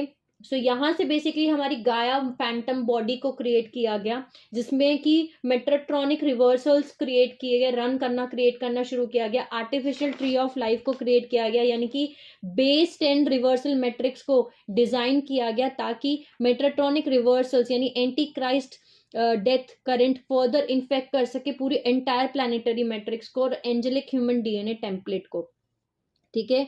उनकी मोनाडिक बॉडी में से जो बॉन्डेड और फ्यूज थी ओरिजिनल गाया shadow body etheric body forms में, यानी गाया का बॉडी, गाया मैट्रिक्स का, गाया का बेसिकली एक फैंटम बॉडी बनाया गया, ओके। सो ये हमारा सेकंड टाइमलाइन है इलेक्ट्रिक वॉर्स, जहां से डुअलिटी और सेपरेशन हमारे अंदर आता है। नेक्स्ट है 1000 ईयर वॉर्स। 1000 ईयर वॉर जो था, ये वॉर था हमारा रियलिटीज जो कि बेस्ड ऑन थी law of one, service to self versus service to others conflicts के ऊपर। यानी कि ये पहला ड्रेकोलियंस और अनु हाइब्रिड रूट रेसेस का वॉर था, जहां पे एलोहिम और अनुनाकी रेसेस के बीच में वॉर हुआ था। सो बेसिकली क्या था कि कुछ एक रेस और दूसरी रेस, ये 1000 ईयर वॉर के ऊपर भी मैंने वीडियो बना रखा है। ये एक सिग्निफिकेंट वॉर था जिसकी वजह से 6th डायमेंशन में 6D यानी 6th टारगेट में डैमेज हुआ और उससे रिलेटेड जितने भी पोर्टल सिस्टम्स थे उन सब में डिस्ट्रक्शन क्रिएट हुआ। यानी डायरेक्ट जो 6th डायमेंशन पैसेज में साइरस बी में जाके कनेक्ट होता था, जिसको हम हॉल ऑफ हेमोरा बोलते थे, ये वो पैसेज था जिसको स्पेशली इंपॉर्टेंट पैसेज था एलोहिम ब्लू फ्लेम लिनिएजेस के लिए, माइकल मेरी सेक्रेड यूनियन प्रोसेस के लिए, जहां पे बिल्डिंग विंग्स क्रिएट करते थे हम, ठीक है। यानी कि हमारा परमानेंट सीड एटम जो ह्यूमन लाइट बॉडी में एक्टिवेट करना है, उसके लिए ये इंपॉर्टेंट पोर्टल सिस्टम था। सो जो अर्ली फेजेस थे, अर्ली इजिप्शियन सिविलाइजेशंस थी, ये जो 3D पैसेज लिंक था 6th डायमेंशन का साइरस बी का, ये इनिशियल राइट था ब्लू फ्लेम मेल्चिसडेक का, जहां के थर्ड आई ओपनिंग, और इसीलिए इसको थर्ड आई ऑफ हॉरस भी बोला जाता था। सो बेसिकली ये 1000 ईयर वॉर आज से 1 मिलियन ईयर पहले हुआ था। और यहाँ इसके बाद ट्रीटी ऑफ एल अनु और ट्रीटी ऑफ काफी सारी, मतलब इसमें ट्रीटी साइन हुई थी, ओके। इसके बारे में भी आप डिस्क्रिप्शन बॉक्स में मैं वीडियो ऐड कर दूंगी, आप डिटेल से जान सकते हैं, ओके। सो नेक्स्ट हमारा जो ट्रिगर टाइमलाइन है वो है नेफिलियम वॉर्स। नेफिलियम वॉर्स जो है अनुनाकी ब्रीडिंग प्रोग्राम था जो कि सेकेंड सीडिंग में अटेम्प्ट किया था नेफिलियम रेसेस ने। नेफिलियम रेसेस को बेसिकली यहाँ से बैन कर दिया गया था कि वो अर्थ पे नहीं रहेंगे, ओके। और मेल्चिसडेक और अनु डीएनए फ्रैक्शंस, यानी कि इस 1000 ईयर वॉर के बाद, जैसे मैंने आपको बताया, इनके अंदर जेनेटिक ब्लॉक लगा दिए गए थे 666 का। 666 बेसिकली एक जेनेटिक ब्लॉक है, एक सील है, एक क्वारंटाइन है, जो कि उनके अंदर लगाए गए थे जिन्होंने ट्रीटी ऑफ एल अनु नहीं एक्सेप्ट किया था, ओके। सो ट्रीटी ऑफ एल अनु क्या है वो आप डिस्क्रिप्शन बॉक्स में मैंने वीडियो बना रखा है, आप उस वीडियो में जाके देख सकते हैं। सो ये उनके डीएनए पे लगाया गया था 666 जिसको हम बीस्ट मार्क भी बोलते हैं। सो बेसिकली 666 जो था वो एक जेनेटिक ब्लॉक था जो कि 6th डायमेंशन में यानी 6th डीएनए में लगाया गया था, यानी कि 6th जो हमारा चक्र है वो थर्ड आई है, 7th चक्र जो है वो हमारा क्राउन चक्र है। सो मोनाड ओवरसोल बॉडीज में और क्राउन चक्र में लगाया गया था, जिसको हमारे विंग्स बोला जाता है। सो यहाँ से हमारा विंग ट्रॉमा आता है, ओके, सो ये था हमारा नेफिलिम वॉर्स, जो कि 666 लगाया गया था, क्योंकि अनुनाकीज क्या कर रहे थे, ह्यूमंस के साथ में ब्रीड करके अपनी एक जनरेशन, अपनी एक जेनेटिक लाइन बनाई थी उन्होंने, जिनको बोला था नेफिलिम रेस लाइन्स। सो आगे उनके सामने ये बोला गया था कि आप आगे अगर ह्यूमंस के साथ इंटरब्रीड करना चाहते हैं, सो आपको लॉ ऑफ वन फॉलो करना होगा। सो जिन्होंने भी लॉ ऑफ वन फॉलो नहीं करना, उन्होंने जो टर्म्स और कंडीशंस थी उनको नहीं एक्सेप्ट किया, उनके ऊपर जेनेटिक सील्स लगा दिए गए थे। उसके बारे में मैंने पूरा एक्सप्लेन कर रखा है, आप जाके देख सकते हैं। नेक्स्ट है हमारा लेमोरियन होलोकास्ट। लेमोरियन होलोकास्ट आज से 50,000 बीसी पहले हुआ था। ओके, ये पहला मेजर इवेंट है प्लैनेट अर्थ पे, जिसको हम जेनोसाइड इवेंट बोलते हैं, यानी कि सीक्रेट डिसेप्शन ड्रेकोलियन इन्वेजन का, यानी कि ड्रेकोलियन इन्वेजन हुआ था इस टाइमलाइन में। जो अंडरग्राउंड टनल्स हैं वहां पे वो चले, अंडरग्राउंड टनल्स में चले गए थे। इसके बाद हमारा आइस एज आया था। ओके, और सरफेस क्लाइमेट डिस्ट्रक्शन हुआ था। ओके, ये लेमोरियन होलोकास्ट के बारे में भी मैंने अटलांटिन कॉन्स्पिरेसी में सब कुछ एक्सप्लेन किया है, आप डिस्क्रिप्शन बॉक्स प्लीज चेक करें, उसमें मैंने सब कुछ एक्सप्लेन कर रखा है। नेक्स्ट हमारा इवेंट है अटलांटिन होलोकास्ट। ओके, अटलांटिन होलोकास्ट आज से 28,000 साल पहले हुआ था। यहाँ पे नाइबिरू अनुनाकी रेजिस्टेंस और पेट्रियार्कल मेल्चिसडिक ने इनर अर्थ में टेक ओवर करने के लिए सारी चीजें करना शुरू कर दी थी। सो उन्होंने इनर अर्थ के जो पोर्टल्स थे उनको ओपन करने के लिए उन्होंने क्या किया कि अर्थ का जो कोर पावर जनरेटर था, जो क्रिस्टल ग्रिड था, वहां से फ्रीक्वेंसी भेजी, और वो इतनी तगड़ी भेजी उसको ओपन करने के लिए कि वो ग्रिड ही एक्सप्लोड हो गई, जिसकी वजह से जो क्रिस्टोस ग्रेल लिनिएज थी, जो इंटेंशनल, वो सारे मर गए बेसिकली इसमें। सो ये वो था। ओके, अटलांटिन होलोकास्ट जिसको हम बोलते हैं, इसके बारे में भी डिटेल से हमने पूरा वीडियो बना रखा है, सो आप उस वीडियो में देख सकते हैं। नेक्स्ट है हमारा लूसीफर रिबेलियन। लूसीफर रिबेलियन और आर्मिडल सॉफ्टवेयर बेसिकली। सो ये आज से 25,000 साल 25,500 बीसी में शुरू हुआ था। यहाँ पे उन्होंने स्टारगेट नंबर 4 को अपने अंडर कंट्रोल में लिया था। यहाँ पे रेबेलियन, जैसे मैंने आपको बताया था, ये एंड ऑफ इयॉन था। यहाँ पे जो सन्स ऑफ बेलिल थे उन्होंने एनस्लेव किया सेरेफिम रेस लाइन्स को। ओके, एनिमी पैटर्न और गोल्डन ईगल ग्रिड को भी उन्होंने टेक ओवर कर लिया था। सो बेसिकली इस टाइमलाइन से, यानी कि लूसीफर रेबेलियन वाली टाइमलाइन से एनिमी पैटर्निंग शुरू हो गई। ओके, ये भी विक्टिमाइजर का प्रोग्राम का ही एक हिस्सा है। ओके, ये वो पॉइंट इन टाइम था जहां पे कॉन्शियसनेस ने पहली बार एक्सट्रीमली डेथ एक्सपीरियंस की थी। ओके, सो जिनको भी डर लगता है ना, कि बहुत मरने से डर लगता है ये सब कुछ, ये वो टाइम लाइन है लूसीफर रेबेलियन का, जिन्होंने एक्सट्रीम डेथ एक्सपीरियंस किया। ओके, सो यहाँ से जो रेसेस थी, जो डार्क फॉलन रेसेस थी, उन्होंने आर्मिडल सॉफ्टवेयर को इंस्टॉल किया, जो कि आर्मिडल सॉफ्टवेयर एक माइंड कंट्रोल प्रोग्राम है, जो कि बेस्ड है वॉर पे, टेररिज्म पे, कैटलिज्म फियर्स पे, एपिडेमिक डिसीजेस पे, जैसे कि अभी कोविड आ गया। ओके, ये इन सब चीजों पे बेस है, यानी इन सब चीजों का यूज करके आपके अंदर ये माइंड कंट्रोल किया जाता है। आपको इन सब चीजों को यूज करके ये अर्थ पे यूज किया जाता है, ताकि आपको सप्रेस और कंट्रोल किया जा सके, ह्यूमन कॉन्शियसनेस को सप्रेस और कंट्रोल किया जा सके, ताकि आर्टिफिशियली जनरेटेड फॉल्स टाइमलाइंस को जनरेट कर सके using patriarchal domination. Patriarchal domination का मतलब है मेल फिगर को, मेल फिगर डोमिनेट करेंगे। ओके, मेल्स जो हैं वो डोमिनेट करेंगे। पेट्रियार्कल मतलब father figures, fathers. Okay, enslavement agenda है बेसिकली ये, by false father god religions, यानी काफी सारे रिलीजन्स में सिर्फ फॉल्स फादर दिखाया हुआ है, यानी कि एक ऐसा भगवान जो कि एक तो मेल है। ओके, उनके साथ कोई फीमेल नहीं है, पहली बात, सिर्फ मेल है, और वो बहुत ही एंग्री गॉड है, और वो एक उस पे बैठा हुआ है। ओके, सिंहासन पे बैठा है, और वो वहां से आपके ऊपर जज कर रहा है आपको। सो ये फॉल्स फादर गॉड रिलीजन्स हैं। ये पूरा सब कुछ जो है आर्मिडल सॉफ्टवेयर, ये उसका पार्ट है लूसीफर रिबेलियन का, जो उन्होंने इंस्टॉल किया था। नेक्स्ट आता है इयानी मैसेकर टाइमलाइन। इयानी मैसेकर टाइमलाइन जो था बेसिकली, इसके बारे में भी मैंने ऑलरेडी एक्सप्लेन कर रखा है। मैं इन सभी वीडियोस को मैं डिस्क्रिप्शन बॉक्स में ऐड कर दूंगी। आज से 22,326 ईयर्स पहले हुआ था। ओके, बीसी बोल सकते हैं आप, ईयर्स पहले भी बोल सकते हैं। सो यानी मैसेकर में बेसिकली हुआ क्या था कि फीमेल्स को ये लुमेरियन कॉन्टिनेंट में, यानी कवई हवाई में, यहाँ पे एक पूरी टीम भेजी गई थी, जिनको इयानीज बोला जाता था। ये जो इयानीज थे, ये जेनेटिक ट्विन फ्लेम्स थे। यहाँ से जो जेनेटिक ट्विन फ्लेम्स थे, इनकी जो फीमेल्स थी यानी डिवाइन फेमिनिन्स थे, उनको प्लैनेट नाइबिरू पे लेके गए थे बाय थॉथ अनुनाकी, ताकि वो उनसे फोर्स ब्रीडिंग करा सकें, जबरदस्ती बच्चे पैदा करा सकें। और उनको यहाँ से ले जाने का भी पूरा प्रोसीजर चूज किया गया था, कि पूरा प्रोसीजर क्रिएट किया गया था कि जिनके परफेक्ट फीचर्स थे, जिनके परफेक्ट बॉडी थी, परफेक्ट जीन्स थे, उन्हीं को चूज किया गया था। और उनके सामने बोला गया था कि अगर आप अपने मेल्स को बचाना चाहते हो जिंदा, तो आपको हमारे साथ चलना होगा। सो बेसिकली ये वो टाइमलाइन थी जहां से थॉथ ने बहुत बड़ा धोखा दिया था, डिसेप्शन दिया था। ओके, और उन्होंने सीडीटी प्लेट को चुराया था, उसके बाद उन्होंने एम्ब्रेल टैबलेट लिखा। ये ट्रिगर टाइमलाइन है।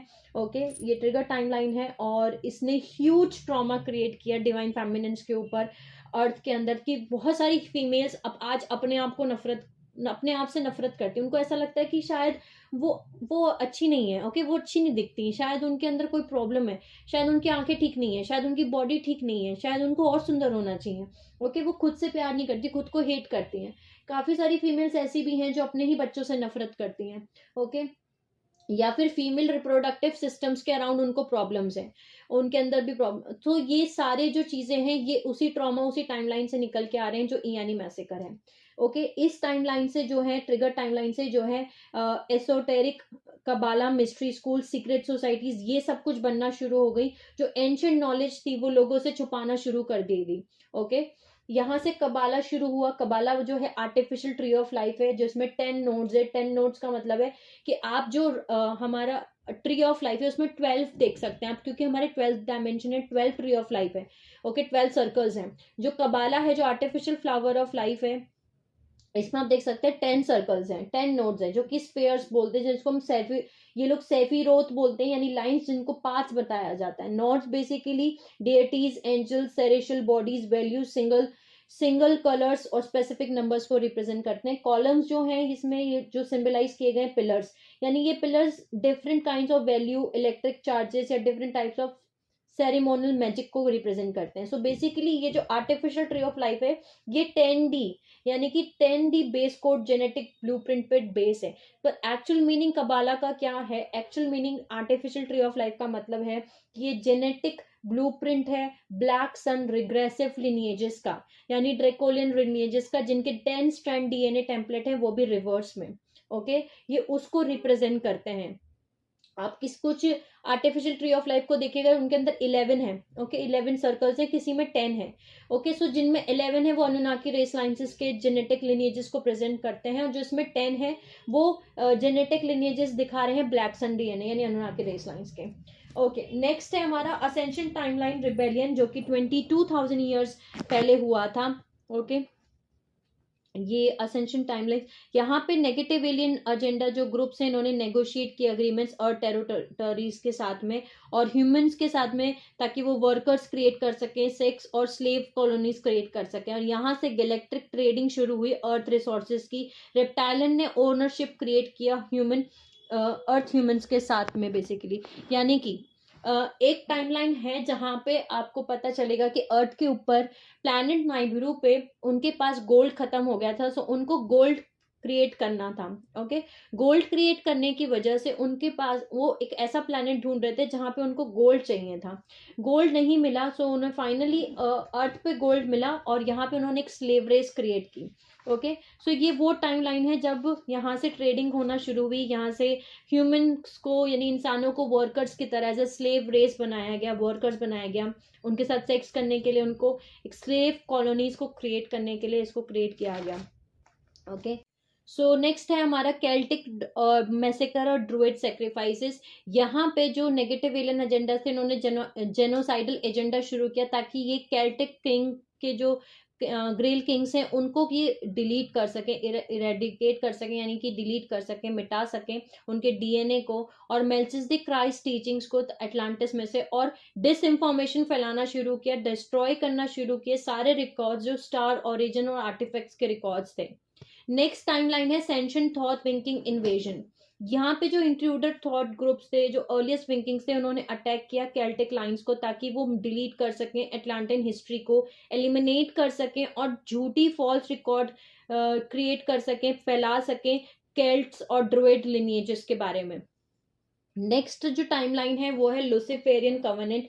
लूसिफेरियन कवनेंट जो है वो 9560 बीसी में हुआ था। ये बेसिकली डिवाइड एंड कॉन्कर, ये इनका एजेंडा था। ओके, जो आज भी आप देख सकते हैं, डिवाइड करो और लोगों पे राज करो, divide and conquer. Okay, divide and rule वाला हिसाब किताब था। जितने भी ह्यूमन ट्राइब्स हैं उनको डिवाइड करो और उन पे रूल करो। सो ये एंटी ह्यूमन और एंटी क्राइस्ट एजेंडा था, ताकि टेक ओवर कर सके प्लैनेट का नेगेटिव एलियन एजेंडा का में से, क्योंकि ये कंट्रोल कर रहे थे। इन्हें कंट्रोल किया जा रहा है लूसीफरन फोर्सेस, जिनको आज हम इल्यूमिनाती लाइंस भी बोलते हैं बेसिकली। सो ये लूसीफेरन कवर्नेंट का एक हिस्सा था। ओके, जो इल्यूमिनाती लाइंस आज आप देख रहे हैं ये लूसीफेरन कवर्नेंट का हिस्सा है। लूसीफेरन कवर्नेंट में सारी लूसीफेरन फोर्सेस आती हैं। ओके, सो नेक्स्ट है हमारा 13 पॉइंट, जिसको हम बोलते हैं लूनर आउटपोस्ट, मून कॉलोनी और sexual misery programme. Sexual misery programme मैंने आपको बताया अभी ऑलरेडी कि सेक्सुअल माइजरी प्रोग्राम क्या होता है। सो बेसिकली जो हमारा मून है वो एक क्राफ्ट है जिसको चुराया गया था वॉर से, और हमारे उसमें एरिया में स्ट्रिप्ट मतलब रिफिट किया गया है एक तरीके का। इसको एक ह्यूमन, रेप्टेलियन और ग्रे एलियन बेस बनाया गया, यानी मून पे, चंद्रमा पे, मून पे जो है ग्रे एलियन रहते हैं, उनका बेस है वहां पे। ह्यूमन रेप्टेलियन रेसेस भी वहां पे रहती हैं। वहां से वो बेसिकली माइंड कंट्रोल एनईटीज, जिसको हम नाइब्रो इलेक्ट्रोस्टैटिक ट्रांसडक्शन फील्ड्स, वो फ्रीक्वेंसीज को ट्रांसमिट करते हैं, सोल ट्रैप करते हैं। सो मून को यहाँ लेके आया गया था। जो लास्ट वॉर हुआ था बिटवीन पेलेडियंस और रेप्टाइलियंस, इनके बीच में एक वॉर हुआ था। उस वॉर के बाद पेलेडिस से मून को चुरा के यहाँ पे लाया गया था, इसको रिफिटेड किया गया था, ताकि ये मॉनिटर कर सके, एडजस्ट कर सके मैग्नेटिक फील्ड्स को, हमारी प्लैनेट के मैग्नेटिक फील्ड्स को। क्योंकि मैग्नेटिक फील्ड ही वो एक मेन रीजन है मून का, बिकॉज ये वो अगर मैग्नेटिक फील्ड सही से काम कर रही होंगे उनके अकॉर्डिंग, डार्क फोर्सेस के अकॉर्डिंग, सो उन्होंने जो वर्म होल्स क्रिएट किए हैं वो ओपन रहेंगे। ओके, सो वो कनेक्शंस को ओपन रखने के लिए उन्हें मैग्नेटिक फील्ड्स को कंट्रोल करना जरूरी है। नेक्स्ट है अटलांटिन फ्लड, जो कि अटलांटिन फ्लड आया था। ओके, अटलांटिन फ्लड आया था 9558 बीसी में। यहाँ से टेक ओवर करना शुरू किया, डिस्ट्रक्शन शुरू हुआ गीजा स्टारगेट का। यहाँ से सारा वो टाइमलाइन शुरू होता है जब हमारी हिस्ट्री को सब कुछ रीराइट करना शुरू किया गया। ओके, जो जो वॉर्स हुए, जो जो हिस्टोरिकल रिकॉर्ड्स थे, टाइमलाइंस थी, इन सबको दोबारा से रीराइट करना शुरू किया। ये सरफेस फ्लड था और होलोकास्ट था। ओके, बहुत बड़े लेवल पे फ्लड आया था। ये बहुत सारे हमारे रिलीजन्स में, बहुत सारे रिलीजन्स में बड़े लेवल पे आपको ये फ्लड दिखेगा। सभी रिलीजन्स में एक कहानी है कि ये फ्लड आया था। बट इसके बाद सारे हिस्टोरिकल फैक्ट्स, सारी हिस्ट्रीज, सारी सिविलाइजेशन, सारा ट्रुथ, सब कुछ दोबारा से लिखा गया। ओके, नेक्स्ट है, नेक्स्ट टाइमलाइन है सुमेरियन इजिप्शियन इन्वेजन। ओके, ये पहला बेसिकली ऐसा टाइमलाइन है जहां पे हमारे डीएनए को अनप्लग किया गया बेसिकली, जिसकी वजह से हमारी जो हायर सेंसरी परसेप्शन है ये ब्लॉक्ड हो गई। हम ये भूल गए कि हम मल्टी डायमेंशनल सोल्स हैं, हम मल्टी डायमेंशनल परसेप्शंस हैं, ईटी रेसिस क्या होती है, हमारी हिस्ट्री क्या होती है, हम सब कुछ भूल गए। ओके, सो ये जो इन्वेजन था सुमेरियन इजिप्शियन इन्वेजन, ये पहला स्टेज ऑफ टेक ओवर था जो ईरान इराक जो हमारा 10th टारगेट है यहाँ पे किया गया था। बेसिकली ये मिडल ईस्ट सेटलमेंट्स में किया गया था, और यहाँ से ऑर्गेनाइज करना शुरू हुआ ब्रदरहुड, जो कि स्नेक का है, जो अटलांटिन टाइमलाइन से आ रहे हैं। यहाँ से थॉथ ग्रुप और फिनिक्स ग्रिड, इन्होंने कंट्रोल करना शुरू किया गीजा स्टारगेट पे, और टाइमथ वर्म होल का क्रिएशन हुआ।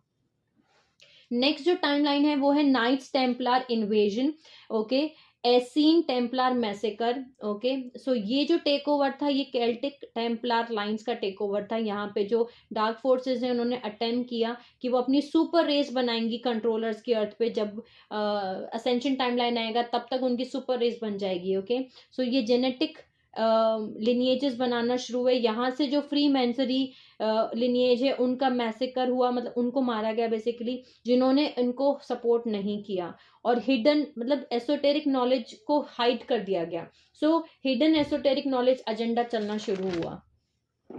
नेक्स्ट है हमारा टाइमलाइन सेंटोरियन वॉर्स। सेंटोरियन वॉर्स जो थे बेसिकली ये अल्फा सेंटोरियन रेसेस जो थी उन्होंने अटेम्प्ट करा टेक ओवर करने का अर्थ पे जो दूसरी रेसेस थी उनके पास से, और मैनिपुलेशन हुआ शुरू स्टोनहेंज का, लेकिन ये अनसक्सेसफुल हाईजेक था। सेंटोरियंस बेसिकली अनुनाकी हाइब्रिड्स हैं अल्फा सेंटोरी और ओमेगा सेंटोरी से, जो कि एनस्लेवमेंट मतलब वो बेसिकली गुलाम है अंडर ड्रेकोलियन और निक्रोमेंटन आर्मीज के अंडर में। ओके, बट ये बहुत ही स्मार्ट रेसेस हैं और बहुत ही ज्यादा, बट ये टाइमलाइन जो है 11th डायमेंशन की टाइमलाइन, ये सक्सेसफुल नहीं हो पाए थे इस टाइम फ्रेम पे, बट ये टाइमलाइन हुआ था और ये इंडिया और इन सब जगह पे हुआ था। इसका जो रिकॉर्ड है ये महाभारत में हमारा रिकॉर्ड किया गया है, क्योंकि यहाँ पे हमारी जो Sirius Sirian B blue human race line से ये आई थी। ओके, और उन्होंने हमारे इस टाइमलाइन से हमें बचाया था बेसिकली।